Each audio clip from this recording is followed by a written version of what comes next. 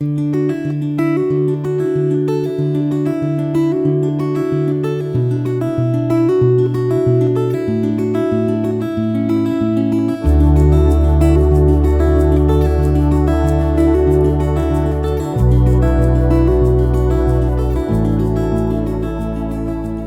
reading begins in Genesis, chapter 32, starting in verse 13. He, that is, Jacob, stayed there that night, and took from that which he had with him a present for Esau his brother, 200 female goats and 20 male goats, 200 ewes and 20 rams, 30 milk camels and their colts, 40 cows, 10 bulls, 20 female donkeys, and 10 foals. He delivered them into the hands of his servants, every herd by itself, and said to his servants, Pass over before me, and put a space between herd and herd. He commanded the foremost, saying, When Esau, my brother, meets you, and asks you, saying, Whose are you? Where are you going? Whose are these before you? Then you shall say, They are your servant Jacob's. It is a present sent to my lord Esau. Behold, he also is behind us. He commanded also the second, and the third, and all that followed the herds, saying, This is how you shall speak to Esau when you find him. You shall say, Not only that, but behold, your servant Jacob is behind us. For, he said, I will appease him with the present that goes before me, and afterward I will see his face. Perhaps he will accept me. So the present passed over before him, and he himself stayed that night in the camp. He rose up that night, and took his 2 wives and his 2 servants, and his 11 sons, and crossed over the ford of the Jabbok. He took them and sent them over the stream, and sent over that which he had. Jacob was left alone, and wrestled with a man there until the breaking of the day. When he saw that he didn't prevail against him, the man touched the hollow of his thigh, and the hollow of Jacob's thigh was strained as he wrestled. The man said, Let me go, for the day breaks. Jacob said, I won't let you go, unless you bless me. He said to him, What is your name? He said, Jacob. He said, Your name will no longer be called Jacob, but Israel, for you have fought with God and with men, and have prevailed. Jacob asked him, Please tell me your name. He said, Why is it that you ask what my name is? So he blessed him there. Jacob called the name of the place Peniel, for he said, I have seen God face to face, and my life is preserved. The sun rose on him as he passed over Peniel, and he limped because of his thigh. Therefore the children of Israel don't eat the sinew of the hip, which is on the hollow of the thigh, to this day, because he touched the hollow of Jacob's thigh in the sinew of the hip. Jacob lifted up his eyes and looked, and behold, Esau was coming, and with him 400 men. He divided the children between Leah, Rachel, and the 2 servants. He put the servants and their children in front, Leah and her children after, and Rachel and Joseph at the rear. He himself passed over in front of them, and bowed himself to the ground 7 times, until he came near to his brother. Esau ran to meet him, embraced him, fell on his neck, kissed him, and they wept. He lifted up his eyes, and saw the women and the children, and he said, Who are these with you? He said, The children whom God has graciously given your servant. Then the servants came near with their children, and they bowed themselves. Leah also and her children came near, and bowed themselves. After them Joseph came near with Rachel, and they bowed themselves. Esau said, What do you mean by all this company which I met? Jacob said, To find favor in the sight of my lord. Esau said, I have enough, my brother. Let that which you have be yours. Jacob said, Please, no, if I have found favor in your sight, then receive my present at my hand, because I have seen your face, as one sees the face of God, and you were pleased with me. Please take the gift that I brought to you, because God has dealt graciously with me, and because I have enough. He urged him, and he took it. Esau said, Let's take our journey, and let's go, and I will go before you. Jacob said to him, My lord knows that the children are tender, and that the flocks and herds with me have their young, and if they overdrive them one day, all the flocks will die. Please let my lord pass over before his servant, and I will lead on gently, according to the pace of the livestock that are before me, and according to the pace of the children, until I come to my lord to Seir. Esau said, Let me now leave with you some of the people who are with me. He said, Why? Let me find favor in the sight of my lord. So Esau returned that day on his way to Seir.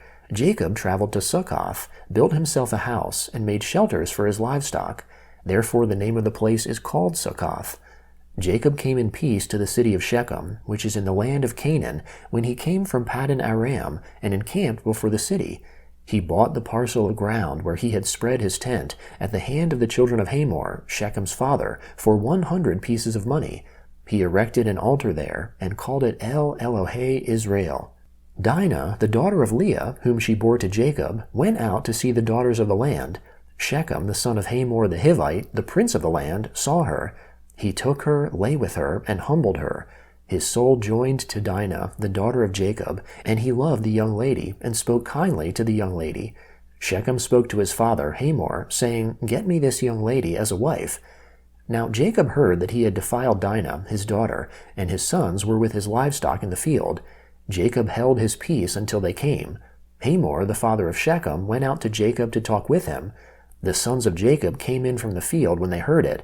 The men were grieved, and they were very angry, because he had done folly in Israel in lying with Jacob's daughter, a thing that ought not to be done. Hamor talked with them. "The soul of my son, Shechem, longs for your daughter. Please give her to him as a wife. Make marriages with us. Give your daughters to us, and take our daughters for yourselves. You shall dwell with us, and the land will be before you. Live and trade in it, and get possessions in it." Shechem said to her father and to her brothers, "Let me find favor in your eyes, and whatever you will tell me I will give. Ask me a great amount for a dowry, and I will give whatever you ask of me, but give me the young lady as a wife." The sons of Jacob answered Shechem and Hamor his father with deceit when they spoke, because he had defiled Dinah their sister, and said to them, "We can't do this thing, to give our sister to one who is uncircumcised, for that is a reproach to us.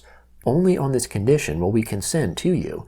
If you will be as we are, that every male of you be circumcised, then will we give our daughters to you, and we will take your daughters to us, and we will dwell with you, and we will become one people. But if you will not listen to us and be circumcised, then we will take our sister, and we will be gone."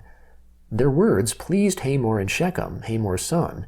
The young man didn't wait to do this thing, because he had delight in Jacob's daughter, and he was honored above all the house of his father.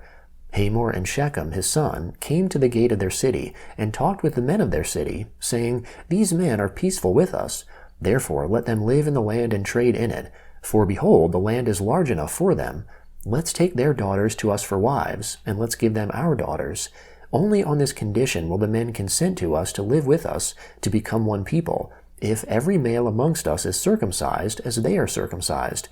Won't their livestock and their possessions and all their animals be ours? Only let's give our consent to them, and they will dwell with us." All who went out of the gate of his city listened to Hamor and to Shechem his son, and every male was circumcised, all who went out of the gate of his city. On the third day, when they were sore, 2 of Jacob's sons, Simeon and Levi, Dinah's brothers, each took his sword, came upon the unsuspecting city, and killed all the males. They killed Hamor and Shechem his son with the edge of the sword, and took Dinah out of Shechem's house, and went away. Jacob's sons came on the dead and plundered the city, because they had defiled their sister. They took their flocks, their herds, their donkeys, that which was in the city, that which was in the field, and all their wealth. They took captive all their little ones and their wives, and took as plunder everything that was in the house. Jacob said to Simeon and Levi, "You have troubled me, to make me odious to the inhabitants of the land, amongst the Canaanites and the Perizzites. I am few in number. They will gather themselves together against me and strike me, and I will be destroyed, I and my house." They said, "Should he deal with our sister as with a prostitute?" The Gospel of Matthew, chapter 11, beginning in verse 7. As these, that is, the disciples of John, went their way, Jesus began to say to the multitudes concerning John, "What did you go out into the wilderness to see? A reed shaken by the wind? But what did you go out to see? A man in soft clothing? Behold, those who wear soft clothing are in kings' houses. But why did you go out? To see a prophet? Yes, I tell you, and much more than a prophet. For this is he of whom it is written, Behold, I send my messenger before your face, who will prepare your way before you. Most certainly I tell you, amongst those who are born of women there has not arisen anyone greater than John the Baptizer. Yet he who is least in the kingdom of heaven is greater than he. From the days of John the Baptizer until now, the kingdom of heaven suffers violence, and the violent take it by force. For all the prophets and the law prophesied until John. If you are willing to receive it, this is Elijah who is to come. He who has ears to hear, let him hear." But to what shall I compare this generation? It is like children sitting in the marketplaces, who call to their companions, and say, We played the flute for you, and you didn't dance. We mourned for you, and you didn't lament. For John came neither eating nor drinking, and they say, He has a demon. The Son of Man came eating and drinking, and they say, Behold, a gluttonous man and a drunkard, a friend of tax collectors and sinners. But wisdom is justified by her children. Then he began to denounce the cities in which most of his mighty works had been done, because they didn't repent. Woe to you, Chorazin! Woe to you, Bethsaida! For if the mighty works had been done in Tyre and Sidon, which were done in you, they would have repented long ago in sackcloth and ashes. But I tell you, it will be more tolerable for Tyre and Sidon on the day of judgment than for you. You, Capernaum, who are exalted to heaven, you will go down to Hades. For if the mighty works had been done in Sodom, which were done in you, it would have remained until today.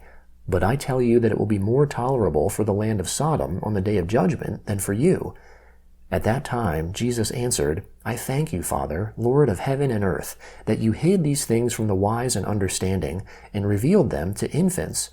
Yes, Father, for so it was well-pleasing in your sight. All things have been delivered to me by my Father.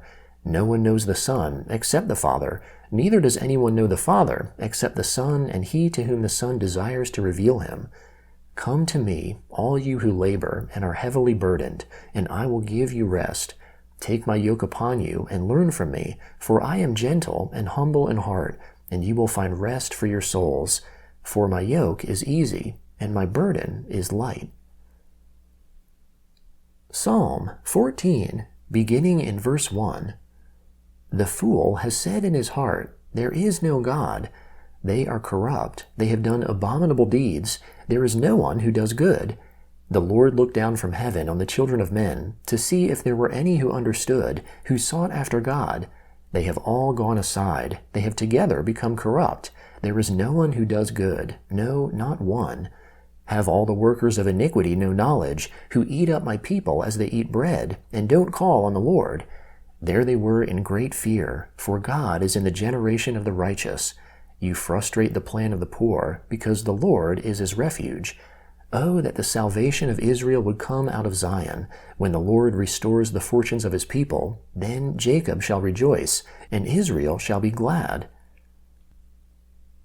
Proverbs chapter 3, beginning in verse 19.